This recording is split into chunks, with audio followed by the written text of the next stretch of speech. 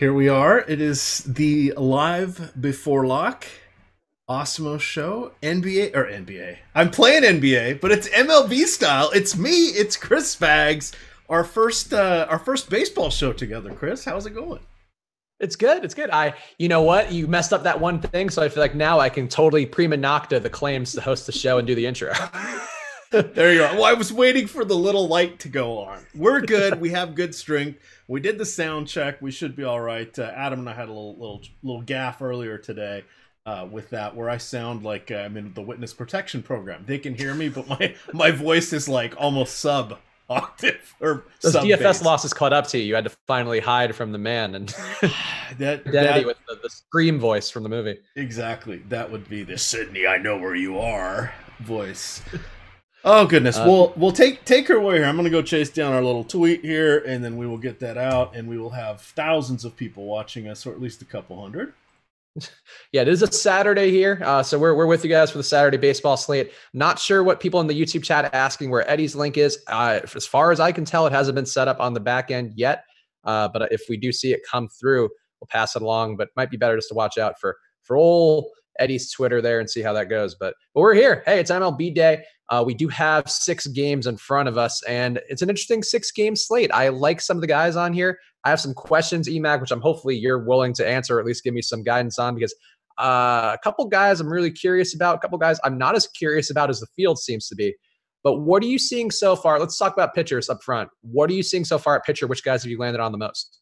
That it's a little different this evening than it was earlier today. And earlier today we had Paxton, we had Bauer, we had a variety of players, which made life interesting, actually. And now we don't have quite the same robust what am I saying? The robust hurler choices, but we still have 6 games, so there's going to be a lot of ways we can look at this. Sorry, I'm getting one of my sheets up. Oh god, learning how to type is. Well, you know, you are an older go. gentleman, EMAC. I know using computers can be difficult. They can. Learned on a manual typewriter and then an electric, but that's a story for another day. All right, now that I got where I want to go here. So there's 2 6 o'clock games. They're about to go off. For those of you that are playing those, Tyler Anderson was my favorite on that one. If we look at the main slate, which we are wont to do because we have our 6-gamer here in order, I think Yu Darvish is probably going to be near the top. I am not going to be alone on that one. It's cooler in Texas. Remember, it's cooler everywhere because it's springtime, but we're looking at about a 55 to 57 degree first pitch there. Yes, the wind is blowing out, but I'm not going to let that worry me too much going against this current iteration of Texas, which does pack some pop in their lineup, but not a ton of consistency. And then after you, it's probably Adam liked Kenta Maeda. I'm going to go with Eduardo Rodriguez and put Kenta Maeda third, but I play on the 2-pitcher side, so that's going to be my core of 3 pitchers, doing some mixing and matching, and then I'll allow some of the SP2s to come in as well. Interesting. Okay, so I guess I would share Adam's worldview then. I didn't get a chance to hear your guys' show this morning, but I would say that for me, Kenta looks like the best play on the slate. I mean, the nice Vegas total, just 3 runs projected for Arizona. I think the fact that so Eduardo Rodriguez, I like him. I think he tends to get overhyped every year, and I remember this pretty vividly because I've said this on shows before. I follow MLB casually or had before joining Osmo, but I remember last year joining and being really inundated with a lot of Eduardo Rodriguez to kind of peter off. He picked up in the back half of the year. I'm okay with him, but I'd rather go to Kenta. I feel like it's a better spot. Arizona really not looking that great. I mean, Kenta struggles a little versus lefties. I think there's some lefties in that Arizona lineup who can do some damage to him, but I just feel a little more confident with him in that matchup in the pitcher's park and all that. And I think the Mariners are hitting well enough where I actually put a Mariner stack, and I am playing, I'm just doing a 3-entry max today, but I do have one that includes a Mariner stack and one that includes Eduardo Rodriguez, because I think the outcomes are a little more volatile for him, whereas Maeda, I think he's going to give you something. Okay, and I mean, I wouldn't go down swinging on this one. I subscribe to the mixing and matching philosophy with the mass multi-entry, which I really got into last year for MLB. And generally for these 3 guys, I will probably set each of them at about 50%. So that generally means I'll get about each one 30, somewhere between 30 and 50% on each team, because then you start tweaking things just a little bit when you start to see what stacks come through or don't come through and sort of disappoint you. So that's kind of the way I'm looking at this particular one. Do you want to kind of hit some game by game stuff? What would you like to do for? I like just bouncing around, but I guess with this kind of slate, we can, I guess, and there's no deep dive today. So yeah, we can go game by game. Let's do it up top. Go with the first one on the slate, St. Louis going into Milwaukee. Obviously, yesterday was a big day for Paul Goldschmidt. If you do not have Paul Goldschmidt, you're probably having a tough time getting to the pay window there. It's still a much lower total today. I guess the total wasn't that great for St. Louis yesterday, but not a great one for them going against Brandon Woodruff. On the other side, Dakota Hudson, apparently, I don't know. He's got a little bit of ownership on him, not that much, but I don't think it's a great spot for him. I think Milwaukee is one of my preferred stacks on the day. What are you seeing here, Mac? All right, with the Milwaukee, that's where it kind of gets interesting, starting everything off for us, and that's one of the things that I really like about this is because you've got.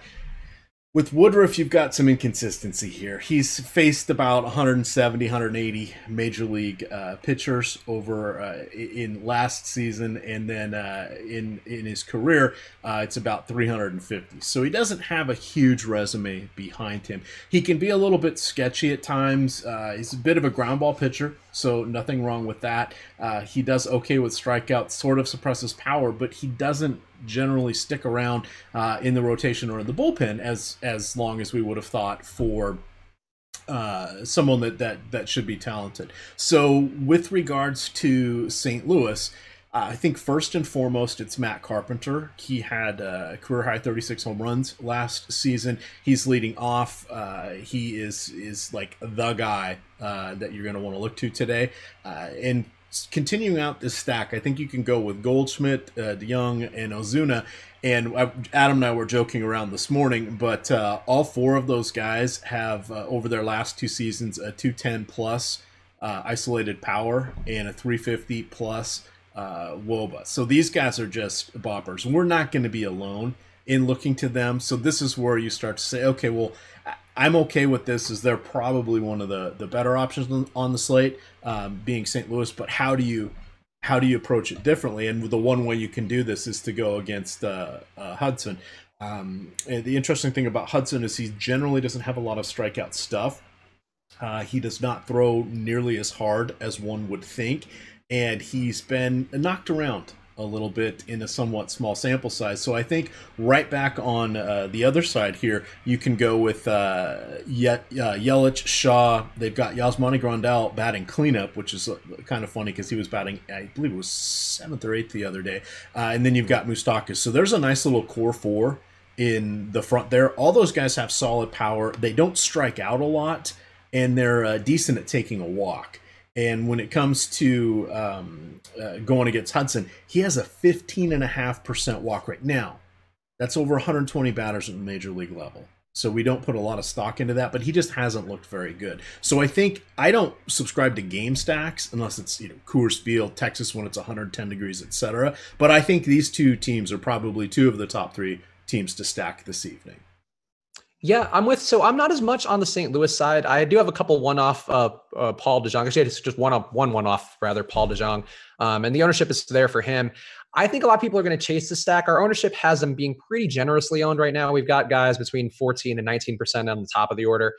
For a 3.9 Vegas total, I'm not that crazy about going there. And I think especially too coming off of a big day like yesterday where people are going to see that 50-point game from Goldschmidt. They're going to think it's going to happen again. Still a good pitcher's park matchup. I mean, I'm not crazy about Woodruff. I'm not crazy about the batting order going against him. I just feel like I'd rather go to Milwaukee. The Milwaukee stack I like quite a bit, though. I think the lefties there, taking out Kane, I think going just all the lefties in a row there, pretty nice little spot going against Hudson, who has shown some pretty bigger weaknesses, at least in terms of whip going against lefties. So I think he's given up a little more to lefties. Hopefully that would continue up. I think the fact, again, nice pitcher's park, nice Vegas total. I think it does support getting some stacks in Milwaukee. And I think they're a pretty interesting pivot to the Cubs stacks in terms of price and just, the positions and all that. Yes, which of course they're a little secret. They are not the secret, I should say. They are everybody's favorite stack this evening. Yeah. And then, the bullpen too for St. Louis also, at least historically, not that great either. So I think it could be a spot where, even if there's not a ton of damage allowed by Hudson, it could also go south. And I don't know if he's looked good in spring training, at least from the stuff that I've seen. So I could see him having some upside here, but bad bullpen, nice park factors in favor of Milwaukee. I think it all bodes well. Let's go on to the Cubs-Texas game. As you mentioned, the weather there, not the Texas that people may be expecting. It's not that hot right now. Pretty normal time in the high 50s. So not a whole lot of reason to go there necessarily if you're expecting that. But the Cubs do look like they're in a pretty good spot going against the guy coming off of Tommy John as part of the parade of pitchers the Rangers have coming off of Tommy John surgery. I have some Cubs. I think it's hard not to have some Cubs. I also have some Rangers. I think it's hard not to have them. The lefties going against you and the various issues he's had. What are you doing with this one, Emac? So this one was actually, and I'm just calling up my notes here. We have the free article that is the Spotlight Hitters and Stacks article. So today I did 3 different stacks, one for the early slate, one for the main slate, and then one for the late slate, because there is a 3-game late slate this evening. The early one, well, that was the one that rained out, so we'll probably look to Cincinnati again tomorrow, but we'll have to see. But for me, it's the Cubs, and here's what I wanted to point out, and you hit a lot of it there with Volquez. He last pitched on July 5th, 2017, before he injured his elbow, and he spent the last year and a half in Tommy John rehabilitation. Prior to that, in the season and a half, so from the beginning of 2016 to 2017, he threw 280 innings. He was outstanding with the 50% ground ball rate. The problem is he walks too many people, 4 per 9, which is pretty high, especially when you consider he has a 1 per 9 home run rate. So that just leads to a higher than normal or higher than average FIP, which is fielding independent pitching, which is the advanced metric that sort of neutralizes things to compare pitchers across ballparks with standardized defenses. And then his actual ERA in that time frame was just a tick below 5. So it's all lining up for the Cubs right now, both from hey, they've got a high total, to hey, these are good hitters, to yeah, this guy may have a little bit of an issue just getting his sea legs under him in this first start back. Yeah, I mean, that's how it figures for me too. I think the bullpen really does need to be ready early in this one. And the Texas bullpen, I think not something particularly worrisome either. So it really does all look good for the Cubs. Again, the highest team total on the slate for Vegas as well. So I don't see it being a great return to form for Volquez. I think, though, I'm not as crazy about the righties going against him. And I pulled his 2017 numbers too for just the projections and kind of keep a stat on it. He was actually pretty good against righties before he went out with the Tommy John. Obviously, that can all go south pretty fast. So I might have taken a little bit less bias than I would have otherwise, because I think that could be one spot to differentiate. Chris Bryant too, who I think is going to have a ton of power anyway in this spot. I don't mind skipping over those guys to get to the Rizzo, get to Schwarber, and maybe differentiate a little bit elsewhere. So that's just my thought with him. You wouldn't play Volquez at all, right? I presume. No, so let me, there are 12 pitchers playing on the 2 pitcher sides. If you're doing a lot of mixing and matching, you're going to end up with some of these guys. For a guy like him on this size slate, I'll set him at 10%. If he ends up in my lineups where it's making other things work out, I'm okay with that. It's how, like earlier today on the main slate, or probably the early full 6-game slate, I landed on Jake Odorizzi. Not in a great spot, ended up having a nice game.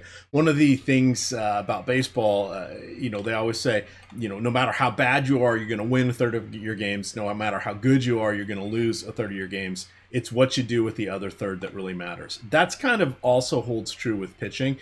They're generally going to have their stuff for 8 to 10 starts. They just are. They're going to be off for 8 to 10 starts, and it's the good guys that can figure out how to mitigate that, work around that, etc. And then the talented pitchers of their other third tend to be a little bit better than the less talented pitchers, so they'll have more better starts, shall we say. But it's one thing to think about it, because just using Yu Darvish as an example, we saw him come in, I think, 2 different times against the Houston Astros when he was with Texas, and he was a minus 300 or minus 320 money line favorite. Got his ass kicked. Gave up at least one of them. He gave up 3 home runs and 7 earned runs, and that was the bad Astros while they were mid-tank. So, and he was at the top of his game pre-surgery and all that. So weird stuff happens. That's why there'll be a little bit of Volquez in my lineup. I would, if I was hand building, no, he wouldn't be there. Yeah, I think that seems fair to me. And I think too, so part of the reason too, I'm not crazy about Volquez. I mean, there's enough reasons that we just listed and you went through as well, that it's not a great spot to go to him.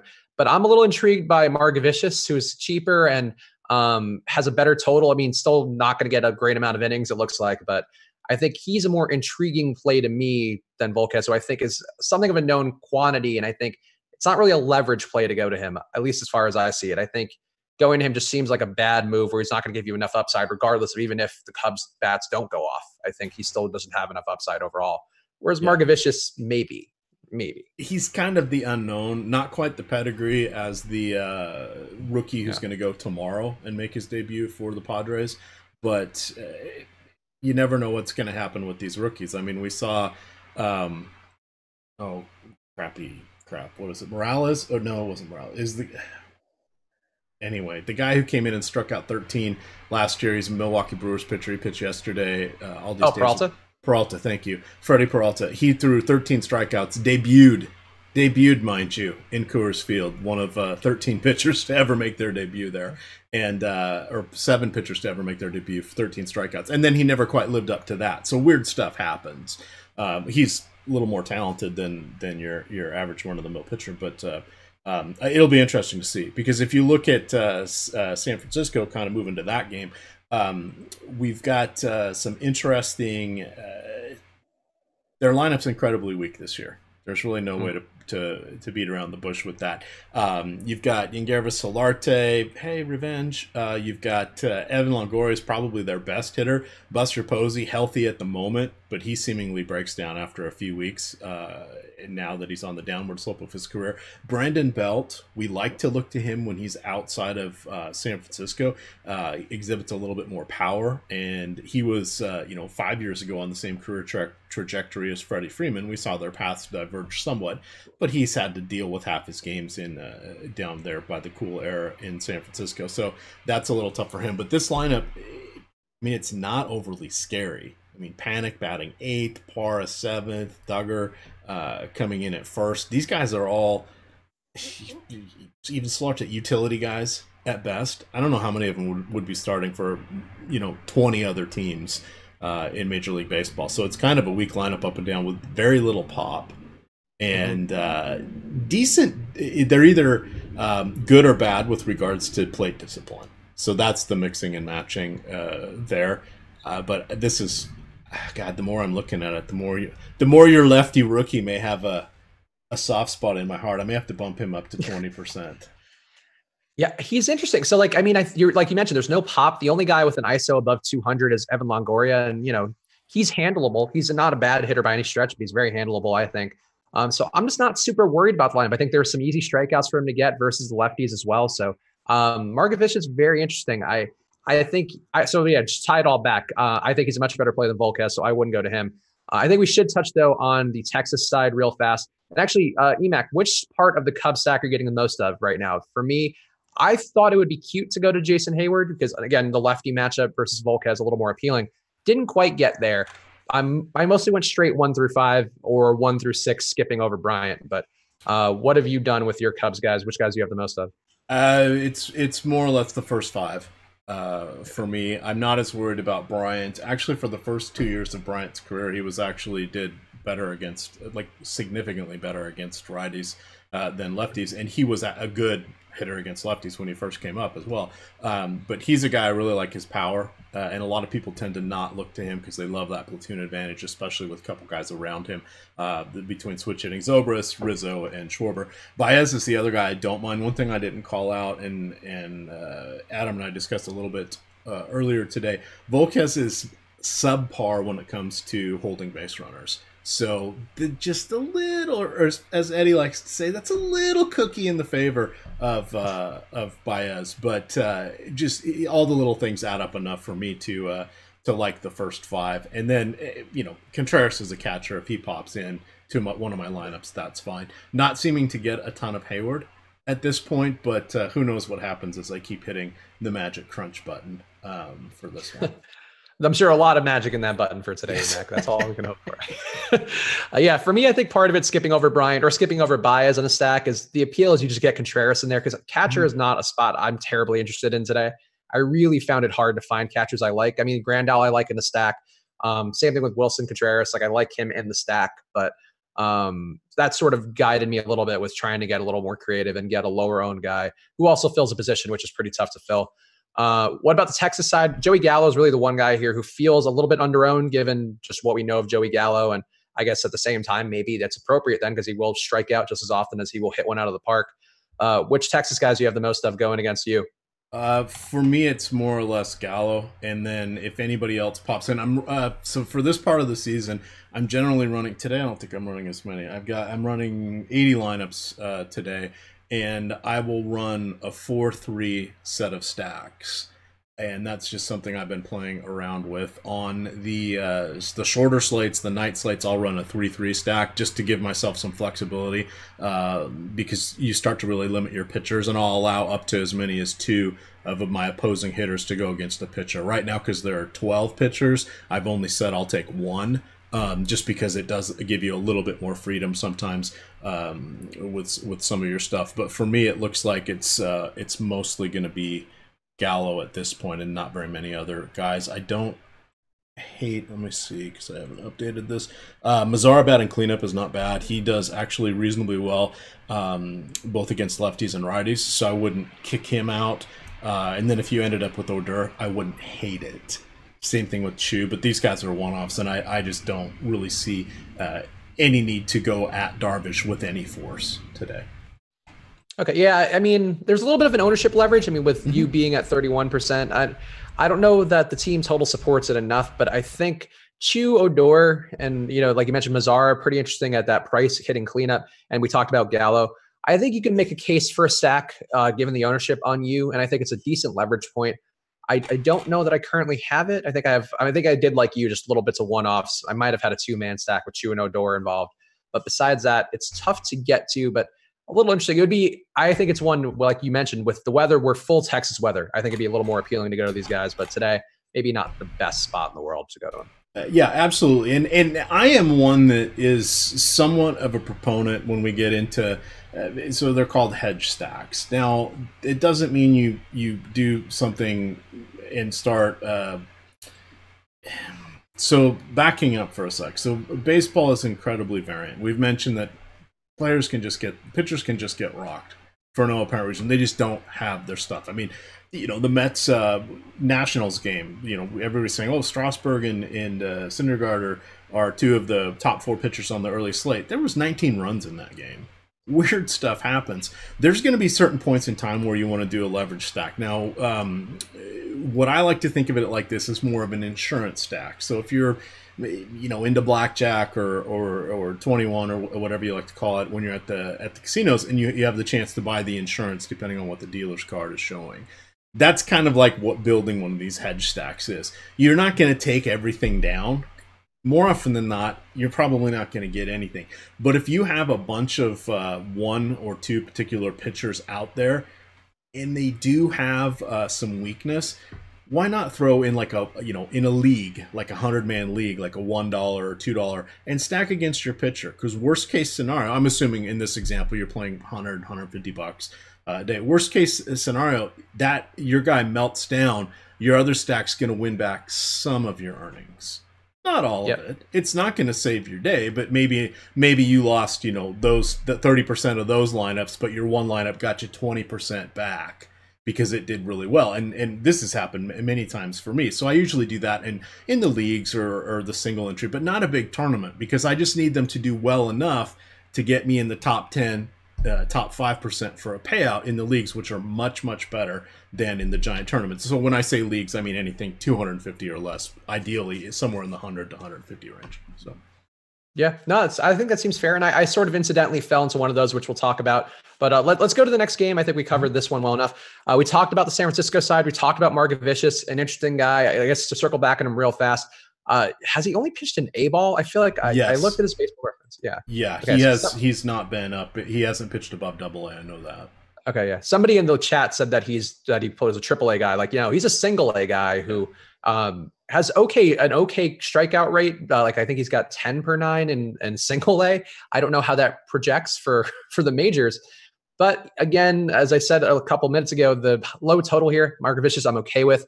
I'm not hedge stacking here. I didn't land on any of San Francisco. Could be interesting if Margevicius blows up, and we certainly have seen enough young pitchers come in, especially a guy coming from low A ball, not a spot where you're necessarily ready for the pros. But if you are going to go against a pro lineup, going against this Giants lineup is probably one to go with. But any interest at all in these Giants for you? No. If they slide in, that's fine. I generally don't chase people out of my lineups. I found every time I do that, that's when they seemingly hit a home run, which is, anecdotal at best. But more often than not, I've learned, particularly with baseball and playing a lot of lineups, the algorithm kind of knows best. And that's fine. And I've learned to sort of accept that. Hand building, I could see, again, getting to Longoria. Depending on what I was doing, I wouldn't hate Solarte because he's so cheap. I mean, he's 2,300 on FanDuel. That's outstanding. Wow. And he's 3,900 on DK, which is okay, but 64 on Fantasy Draft and 7 on Yahoo. So that's the kind of guy I would get in this. All of a sudden you're like, well, the Padres bullpen is okay. They're relatively fresh because it's the beginning of the season, but Solarte's been around forever. He's a switch hitter. He knows what he's doing. Hey, once again, he played in Petco, so he's aware of the sight lines. That's another nice way of saying revenge. But he's played for so many teams, it doesn't matter. But those would be the two guys. If I got to, I would hate it. Yeah, I think that's fair. Just looking at the numbers too, I think they would be the two I'd like the most.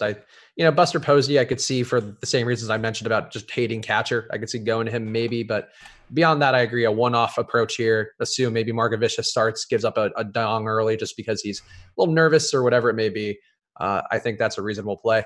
What about the Padres side? They were a little interesting yesterday. Did some damage. Ian Kinsler had a nice home run to lead off everything, but Derek Rodriguez, not a guy I'm trying to go against. Also not a guy I find to have a ton of value, especially at his price on DraftKings. He's not giving me anything I need, I think, for the most part. So I didn't land on much going against the Padres or with the Padres today. But what about for you, Emac? A similar spot. If this game was in AT&T or Pac Bell Park or whatever they're calling it this year, I would have more interest in Derek Rodriguez. That's about the only time I play him. You end up with him on the late slate, generally the 9 o'clock and later. He's not on that. That's usually when he comes into me giving him some consideration. He made, 15 or so starts last year, I think is what it was, and very, very mixed results. I think he's a product of his ballpark. He's a guy we'll probably see for 5, 6, 7 years, but I don't even know that Edson Volquez is his upside, truthfully, especially considering his age right now. So, yeah, I think that all seems fair. So I guess that sums up this one. Not the most appealing one. Or he could be a Jamie Moyer and pitch till he's 47 because he's a lefty. I don't know. Or he's not a lefty, he's a righty. But, if you're a junk baller, it's kind of hard to survive in today's day and age with everybody teeing off on the shots. Yeah, I agree. But he does limit damage enough where I just feel like it's not appealing to go to the Padres either. So kind of the worst of both worlds for the Derek Rodriguez experience heading into Petco. What about this game with the Angels and Oakland? Not much ownership for the Angels besides Mike Trout, who's going to come in heavy probably every day as long as his price is under 6,000. On Oakland side, Felix Pena, a little interesting, but I think some people may have BVP concerns about him in Oakland. I'm not as worried about that. He actually had a pretty good spring training, so I do have one out of my 3 in the max 3 I did today with Felix Pena. I think there are some concerns. I think the lineup for the A's is not, it's not an easy one for sure. I think it's not bad for Pena as a guy who does pretty well versus righties, but not the best. What are you doing with this one, Emac? Any interest in anybody besides Mike Trout? Pena is, I haven't done my final crunch, but I suspect he is going to be one of my, he's going to be right there percentage-wise on my lineups with the big 3 main guys, and he's the guy that's facilitating me to be able to get one of them and then work in some Cubs or the Redbirds or the Brewers. Pena is a guy who, so the Angels have a couple intriguing guys, him, Barria, and they had Shoemaker, who now pitches for Toronto. They've got some guys that just have some interesting pitch mixes, and they're not awesome, but they're not horrible either. And particularly on DraftKings, where you can get him for 50, I think he's 5,600 today. He's popping. When we look at the Oakland side, their lineup is not great, and especially missing Matt Olson. That's a huge, huge, huge hole in their lineup, because Chapman, solid, played over his head last year. Piscotty, he's a lifer. He's been around forever. Showed up a couple years ago out of the laboratory that is underneath Busch Stadium, where the St. Louis Cardinals just produce these random guys that hit like a son of a gun for 4 months and then tail off. Shall we say Colton Wong? Shall we say Aledmys Diaz? You know the drill. All of them have that moment. Tommy Pham, etc. But Piscotty's just kind of, yeah, exactly. Piscotty's just kind of there. Chris Davis, love him against righties. He has phenomenal light tower power against anybody, but so many times people look away from him when he's going against righties, and that's fallacy. The other fun thing that's fallacy, but it's awesome, is that Chris Davis has batted .247 exactly for either 3 or 4 seasons in a row, if you didn't know that, Chris. Wow. That is consistency on consistency. Exactly. At least he's above the Mendoza line. But those amongst them, Davis, yes, because he can hit a home run at any time. All right. Chapman, sure, you can talk me into it. He's not horribly priced. He is batting second. Profar, depending on your site, he's going to qualify at a variety of positions. Yeah, he's okay. But for me, I'm not scared enough to not go to Pena. Now, I'm not going to hold off of any of these bats, but none of them really I look at them and say, oh, crap, I can't go there. On the other side, if I look at Anderson, I say, oh, God, Mike Trout is going to get a home run tonight, because Mike Trout is just beyond a god against lefties, and Anderson's been dealing with injuries throughout the last 3 or 4 years of his career. I think Anderson's a guy who will probably slide into about 10 or 15% of my lineups here once I get my crunch set up, just because he's a lefty. The Angels need to display that they have enough people to go give lefties trouble. I mean, I like Cozart, but he was hurt the majority of last year after starting out like Usain Bolt out of the gates, and then he disappeared after his injury. Albert Pujols, just you were great once upon a time. Bohr is not horrible against lefties, but almost all of his power comes in against opposite-handed pitching. And then Cole Calhoun, he's kind of the punch and Judy hitter that gets 12 home runs a year. So they're not scaring me either, but I do think the Angels are a decent enough team here that if I was going to have them, they'd probably be my number 4 stack, or 5 stack. The goal of that is all Mike Trout, though, and you're just like there's going to be a home run from him, or you like to think so. Of course, they have to play it. Yeah, I went with one off Mike Trout in my lineups. I almost went with Brett Anderson in one too, because it's a very low team total here too. And I think look, BVP, not a thing I look at, but he has had some success versus the Angels in the past. And I think overall, it's like you mentioned, it's really not that intimidating of a lineup going against him outside of Trout, who is very intimidating and one of the top projected players as a hitter on the slate as well. And all the things we know of Mike Trout, as Emac mentioned, versus lefties, he is just a monster. So it's hard to fully love Anderson knowing he's not going to get you much in the way of strikeouts, and he's probably going to get a little dinged up by Trout or somebody in this rotation, or in this lineup rather. So I don't like Brett Anderson that much. I think Trout as a one-off works. Pena, I did force in there, but I think, overall, I don't really see much appeal here besides the Trout and if some mixing of the pitchers just to kind of differentiate a bunch of lineups. Yes. Fair enough. All right, let's go to the next one. Boston at Seattle. Boston, 4.17 total. Seattle, 3.8. Eduardo Rodriguez going to be very highly owned. Almost 50% of the people on DraftKings expected to have him today. Looks like a good spot for him. I think having some exposure to him certainly makes sense. Leveraging against him, though, with the Seattle stack, also pretty interesting. Nobody here above 10% owned. They have started the year pretty hot. I mean, not that matters totally, but I think if anybody's going to get to Eduardo Rodriguez, this team could do it. And especially in some of the spots here with the righties. What are you doing with this one, Emac? So I think this is really interesting. We were this morning my analysis was, I really like Rodriguez, and I still do. I said he's going to be. I'm setting my stuff for my crunch now, and just setting my pitchers here. But he is in a phenomenal spot. Nice ballpark upgrade. It's cooler in Seattle right now, and that's a good one. Seattle did some interesting stuff. They put Mitch Haniger at leadoff. They've got Santana, who's decent against lefties and has started off nicely for the Mariners. You've got Edwin Encarnacion. We've got to see the Ed Wing already this year. Those top three guys are solid. And then you've got Tim Beckham, who has, 3 or 4 home runs already? Starting very hot. Yeah, yes, he's currently to start the year. He has a WRC plus of 438. Yeah, and he is great against lefties. That's usually the only time you want to play him. And then Ryan Healy, not particularly a slouch.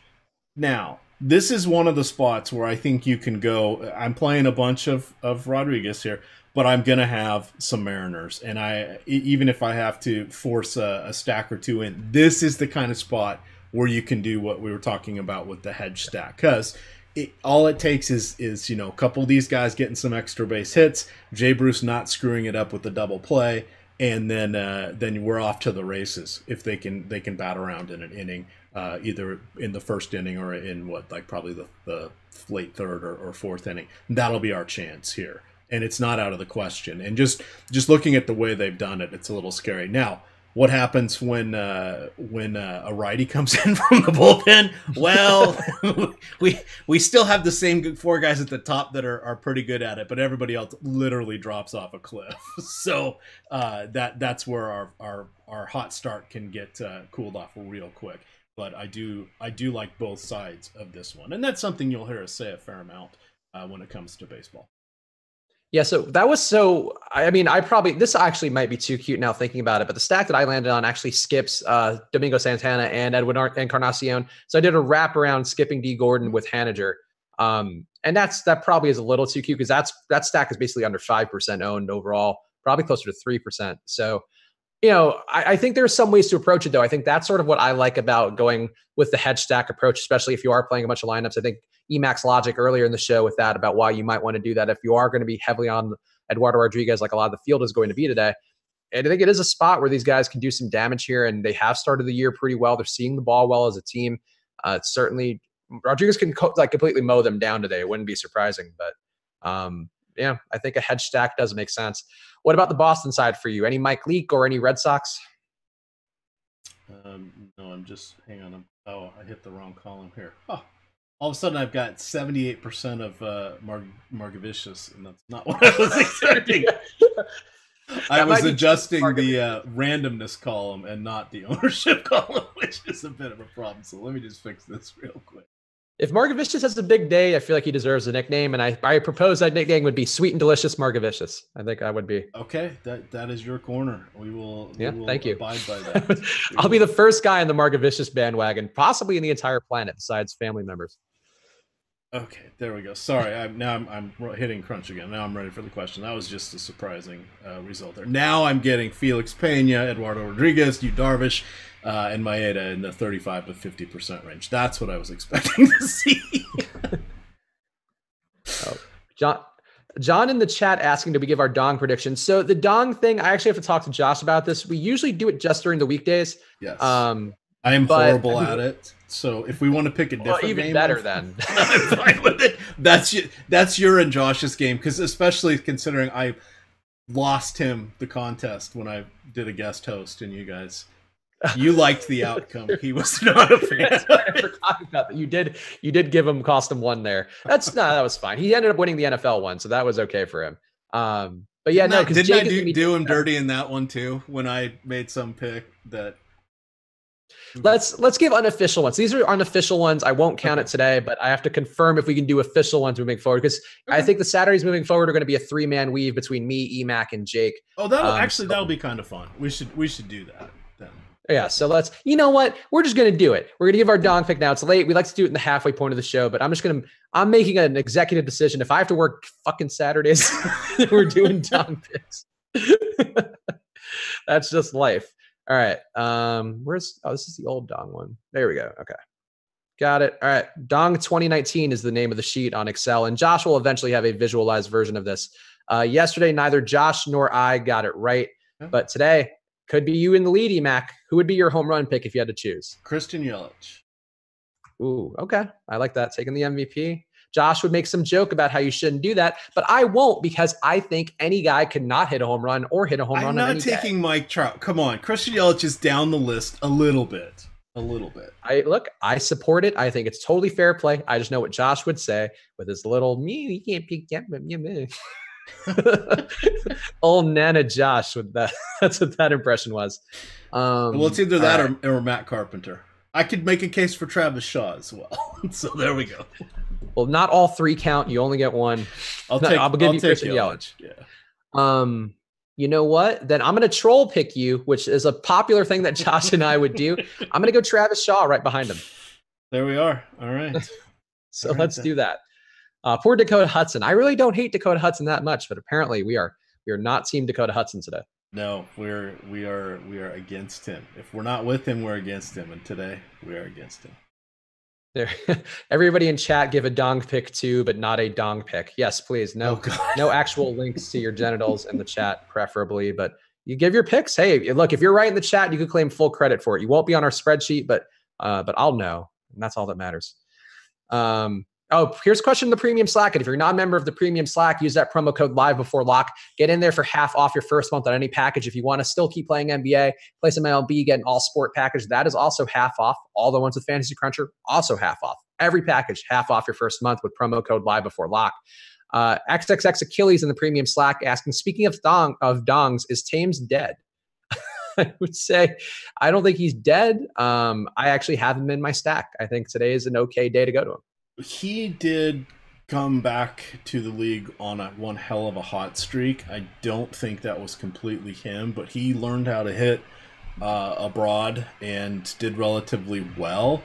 And when he first came back, was that 2 years ago now? When he went on that home run streak, everybody was joking that he was getting tested after every game. But he's like, no, I learned how to hit disc breaking. He goes, before I couldn't hit anything that wasn't straight. He goes, I had to learn to survive in the, I forget if he was in Japan or in Korea, but he said, yeah, he goes, to help my hand-eye coordination, I kind of, it clicked all of a sudden, he said, so he's able to come back.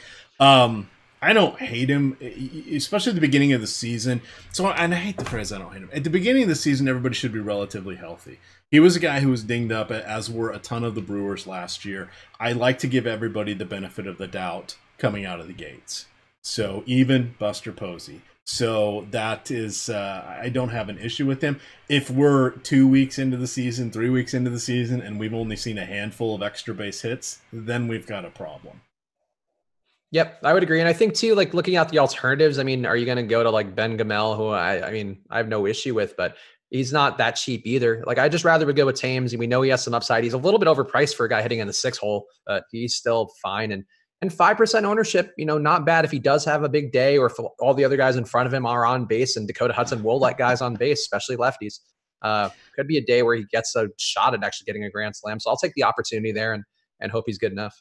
All right. Do you want to? I'm loading up my crunch now. So assuming. Nobody, so let's talk fast about the Boston side. Well, here's my guys. Maeda's at 44. Rodriguez at 37, Darvish at 30, and then I let Phoenix Pena go all the way up to 50 because he's allowing me to get in some stacks. Again, 71 lineups here. Why did I only end up with 1 4-player stack? I'm fine with that. Oh, I changed the settings. That's right. So I ended up with 1 4-player stack. It's the Cubs. I have 50% 3-player stacks of Cubs. So I'm going in just all in on the Cubs. I got 42%, and these are all 3-man stacks, 42% Milwaukee, 32% St. Louis, and 24% Boston, 23% LA, and then everything else is single digits. So that's just where it's shaking out for me here. So I need to go build myself a Mariner one-off. It's a fun one. Some directions you can go. As I said, there are some ways to build that. So let's see what you come up with that. But the Red Sox ownership, so not the team I landed on today, but I think there is a case to go with Mike Leake. I just feel like I remember end of year last year, Mike Leake, and feel like I didn't hate him that much. And he had some games which were impressive and not terrible. So that might just be in my head, but I didn't get there to any Red Sox today.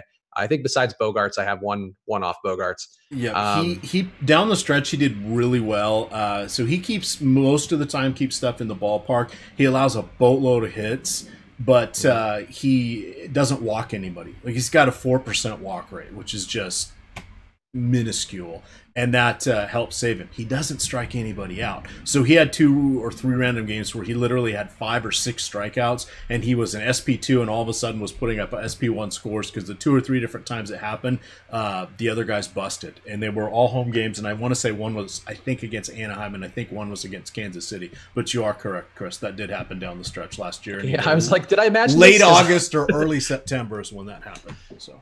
Yeah. So like I don't mind the one-off big righty hitters. Leake does struggle against righties more than lefties, and he has a 4% home run rate versus righties, just a 1.7% versus lefties. So I don't mind going to Leake, but if you're going with one of the I'm one-offs. putting on my Seattle Mariners hat. So just so you know why I know the Mariners a little bit more than some of the other squads. Yeah, so I think that covers Boston well enough. Let's go to the last game on the slate, and we'll take some more questions if anybody has them in the YouTube chat or the premium Slack. Arizona and the Dodgers. We talked a little bit about Kenta Maeda, a guy who you're going to a lot. I'm going to a lot. I'm comfortable with it. I think there's some concerns maybe about him not going that deep in the game, but everything Vegas-wise seems to support him having a nice day, and the strikeout upside to me is there about as high for him as it is for anybody outside of Eduardo Rodriguez. I didn't land on much of the Dodgers. I also didn't land on Godley at all, but I could see why he might be a little appealing here if you're willing to go against the Dodgers, but not much there for me. What about you, Emac? Any of these guys besides Maeda in this game? Oh, let's go look. I don't think I ended up with a ton, but obviously I just push a button and print the money, right? That's how this works. With regards to the Dodgers, oops, and now my thing is freezing. So, sorry, going against Maeda, yeah, nobody. There's 3-game late slate. If you're gonna do it, take Peralta and Jake Lamb. Those would be the 2 guys you would consider. Jared Dyson batting leadoff is just the absolute sacrificial lamb. No pun intended with Jake Lamb there. On the other side for the Dodgers hitters going against Godley. Godley's been hit or miss. He's wildly inconsistent. Another thing you'll remember down the stretch is he had 2 different starts. I believe both were in Petco, or one was in Petco and then one was with the humidifier going with the roof closed in Arizona against the Padres, and he got shellacked both times. And he was like the chalky McChalkster. He was 50+% owned in the tournaments, and he got waxed. Crazy stuff happens in baseball. Again, I don't know that I really want to trust Godley, but I'm not overly excited here for any of the Dodgers. Here's the caveat. If it's going to go south, it's going to go south in a big way. So kind of stack or nothing would be what I would look towards. Yes, I agree with that. I ended up coming off of one of my hedge stacks. I like that we're throwing these hedge stacks out there because I do that same thing a lot. I was going to hedge with some of the guys like Peralta in particular. It was honestly Peralta and Jake Lamb, but Peralta was the guy I was going to go with for sure. Came off of that, but I think there's some potential for the lefties to do some damage here. But I'm going to go the home park thing. I mean, the Dodger Stadium, you can see some big home run games. It's not as bad as like an AT&T or or Petco even. Like it's not there in terms of holding and suppressing that production. But I think it does benefit him enough, and I'm okay going with Maeda and not hedging too much. And the Dodgers side going against Godley, I just think there's not enough there. Godley's good, not great. Doesn't give up a ton of home runs anyway in general. And the Dodgers can get him going against anybody, but there's some ownership on him too. So I'm just not. I guess might be worth having a few lineups there with the top 3 with Jock and Seager and Turner, but I didn't get there, so I didn't feel like it was a necessity on this slate. Let's see what we got. All right, we got ownership updates in there as well. So in case you are a premium member, go check those out. There's one guy on the Cubs a little higher owned, I would think, than he should be, and I think that's an easy pivot to make. I would say that. So here's the interesting thing. I have not because we had the Osmo FanDuel where we came over in August. So I haven't really learned how to utilize the ownership with baseball. Love it for basketball, lived with it for football, thought it was amazing for what I was trying to do. But when it comes to baseball, I still haven't figured out how I want to go about using it, with the exception of pitchers. I think it's incredibly helpful for letting us know what pitchers are getting a little, particularly on the two pitcher sides, are getting a little extra love, and that can help you make some decisions relatively smoothly throughout the year and for the long haul.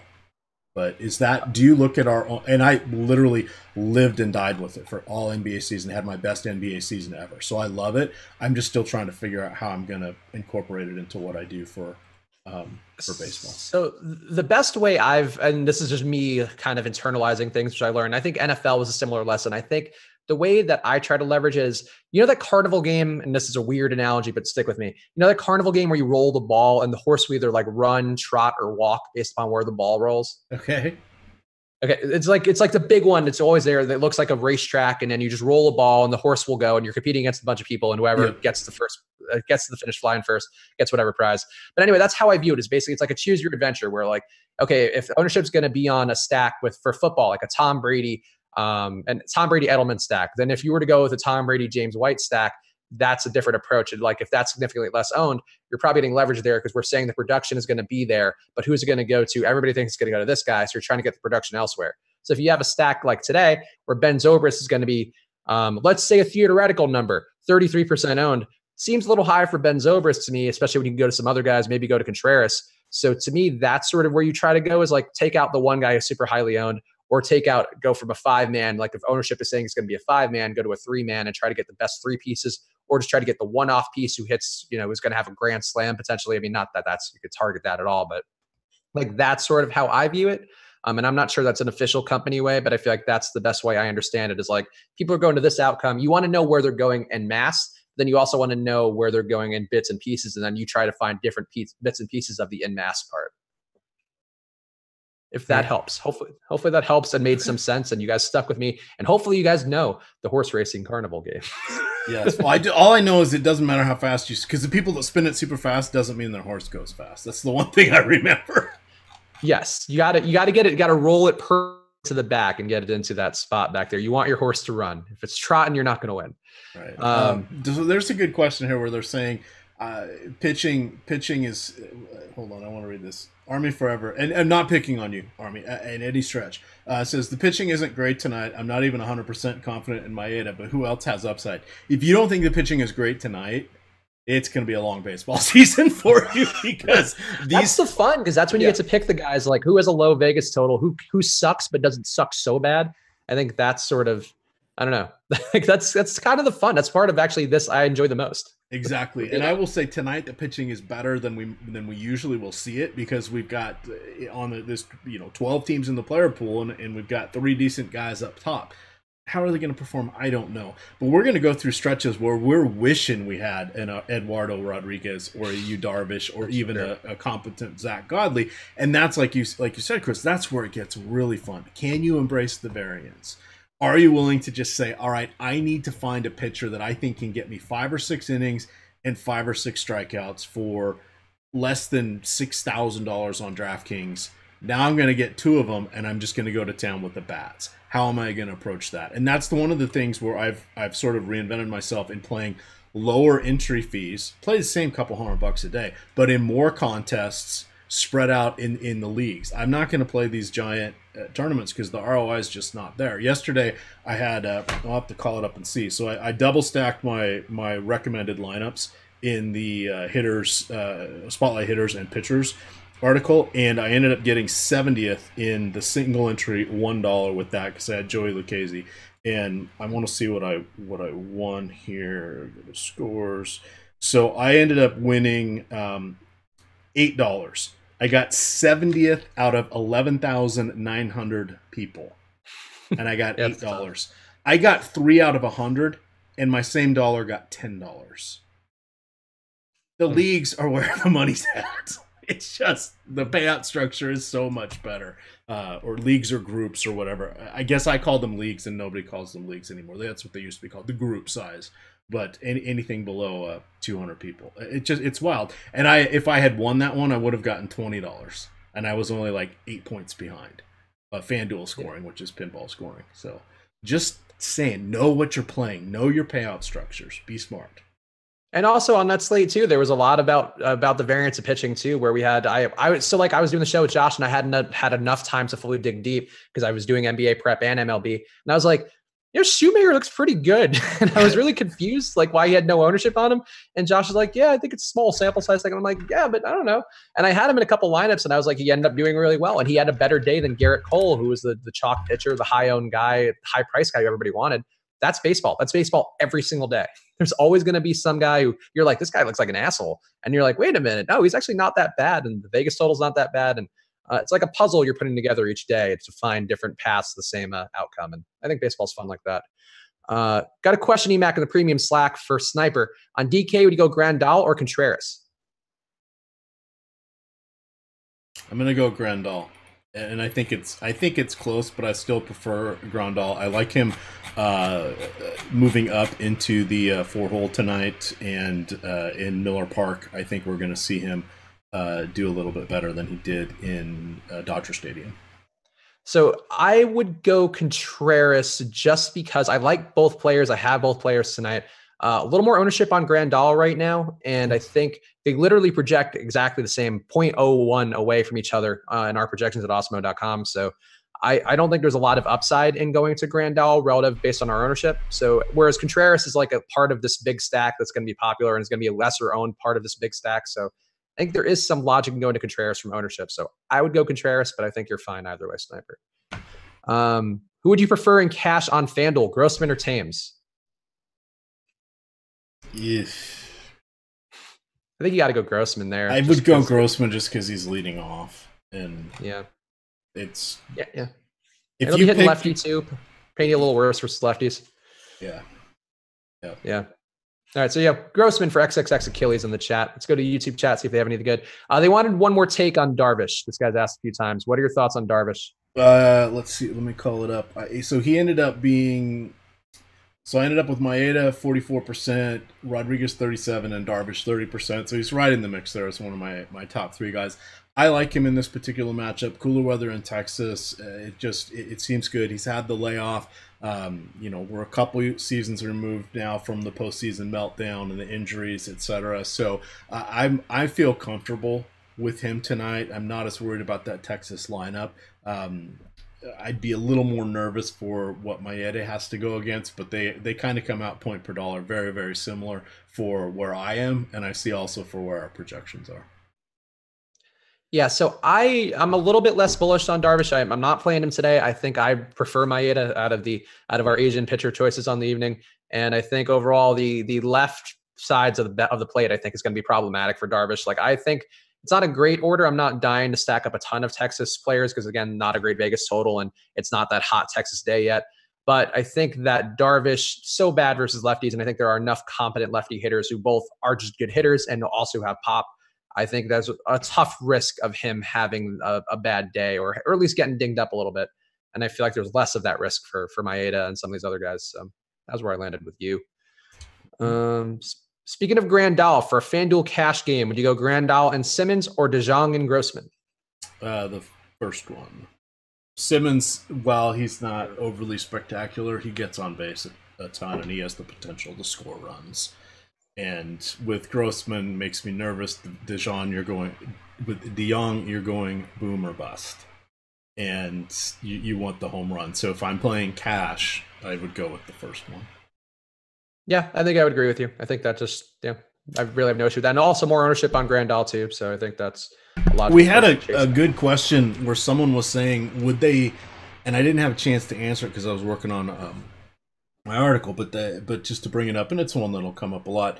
If you're playing in the 100-mans or not the big GPPs, would you still stack? And for me, the answer is yes. And the reason being is if you can find the one pitcher you want to pick on, I think it's okay to do a 3 or a 4-man stack because you want the synergy going against it, and it should be there. I don't think that has to be a rule of thumb, but I certainly wouldn't shy away from it in small field tournaments, even head-to-heads, frankly. Yeah, that works for me. Somebody in the YouTube chat, Zigbar Fight Sora Kingdom Hearts 2. That must be somebody who enjoys the video game world. Asking about Steven Duggar. So we mentioned this point earlier in the show. I think we are both team Nick Mark Vicious, so I did not go to any of the Giants today, and I'm riding with Big Nick. But any Duggar for you, Emac? Let's look real quick and see where my hitters landed. Yeah, lefty, and first in the I order. have him on one lineup. Literally, he is 1% used. Yeah, I think that's about right. It's like there you just go. a little bit, like one dash, like a little Salt Bay guy on Instagram. Yes. You just want that little dash of salt. Well, I guess technically he's like, what, 1.3, because I have 71 lineups tonight. So there you go. Yeah. Yeah, not the best one there for old Duggar. But yeah, I have no issue with, we talked about it earlier, but I have no issue with the one-off righties. I think I'd prefer a Longoria or a Solarte or even Buster Posey, but I don't see it for Duggar. But sure, whatever you see. Follow your heart, guys. And I will say, I played all, the DK had 7 slates today of 2 or more games, so I played all of them. I'm not really a fan of what they've changed up with their single game contest, so I'm not playing those, but I will be playing the all these 2-game slates because I found different ways of doing it, and I like to go in the low dollar. Again, I'm gonna say it again: the low dollar groups, and I like to stack, and I like to pick some contrarian stacks over where I think the chalk's gonna be, and then just go all or nothing. And you either turn your your $5 or $10 into 50 or 60, or you lose it, and then you just move on to the next day, and it doesn't hurt you. So there you are. Works for me. For the late slate, oh, go ahead. For the late slate, I'm dropping in the link into chat, but I do have a late slate stack there that I break down a little bit. So free article if anybody wants to check it out. Plus, it has the promo code MLB early bird, all one word, $50 off the MLB season long package that expires tomorrow. So take advantage of that if you're a seam head. All right. I got a question either or here from Matthew Protowell. Would you go Shaw and Bogarts or Rizzo and Andrus? Shaw and Bogarts. Shaw's my home run pick, and yes. I have Bogarts. So, yeah. I would Bogarts is very good against both lefties and righties, and I think he is someone that is the forgotten person a lot of times in the Boston lineup because he's by JD, he's by Mookie, etc. For a FanDuel GPP, would you go Grossman or Hayward?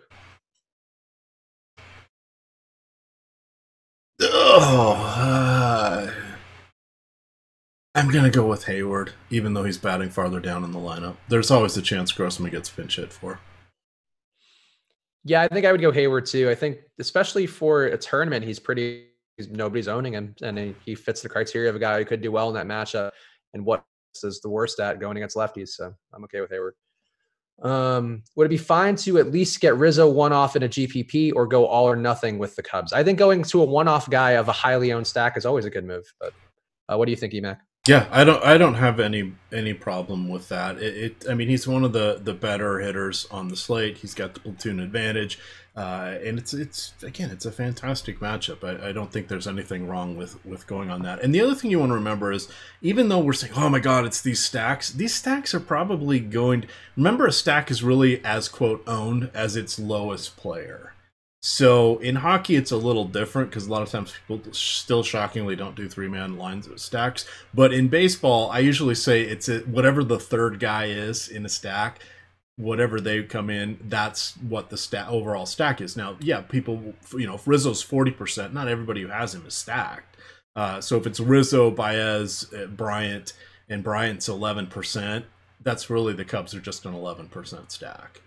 Okay, that's a fair way to look at it. I'm not explaining it quite as well. I think Josh could probably do a better job of explaining it, or Adam, but that's how you want to look at it.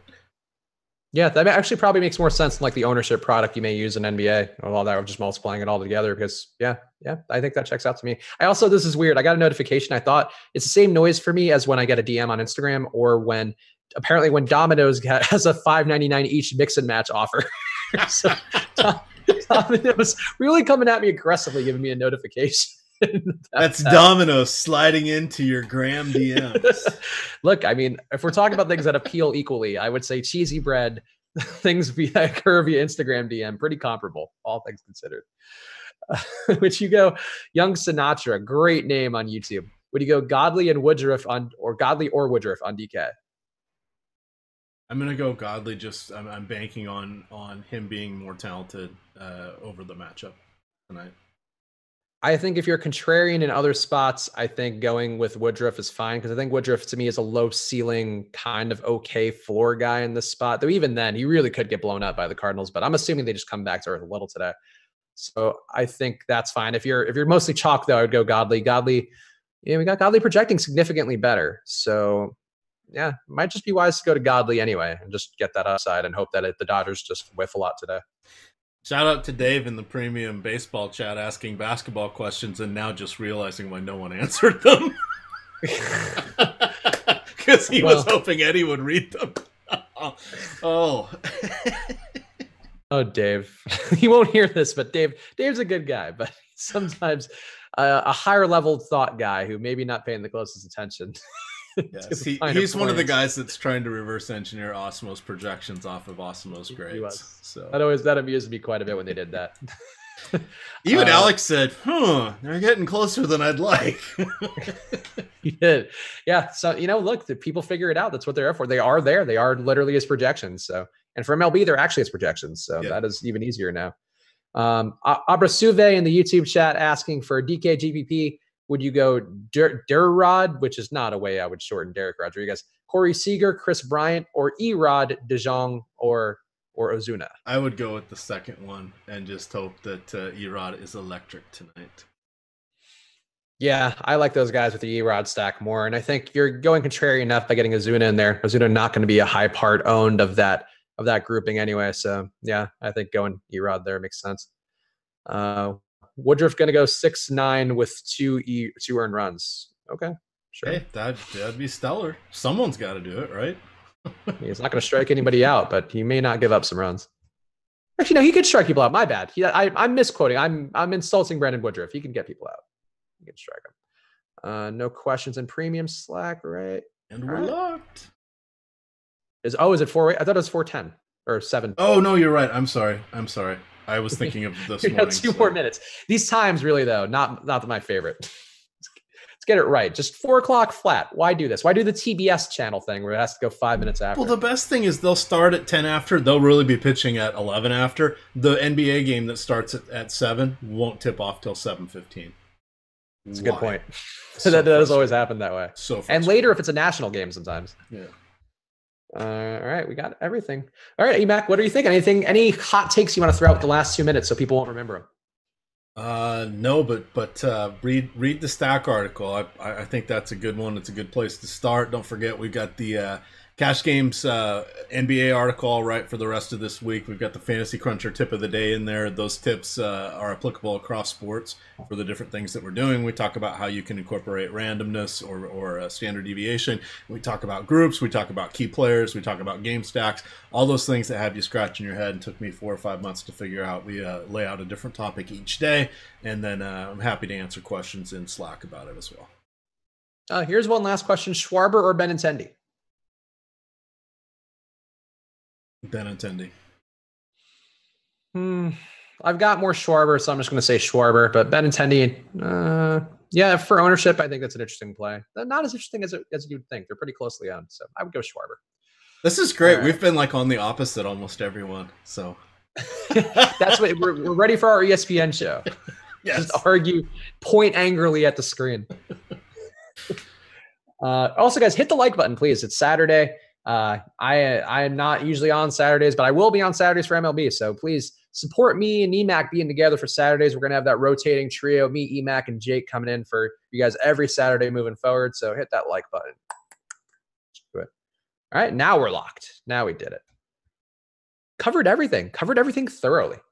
That was good. On some of these, when it's an 11 gamer, we'll need to start 15 minutes early a lot of the times just to get through everything. But yeah, it works out. And then good luck getting my extra 15 minutes, man. Well, unfortunately, there aren't nearly as many of those as there used to be, and they usually don't happen until summer because they try to play a lot of them earlier in the day because of the weather and fans' comfort, etc.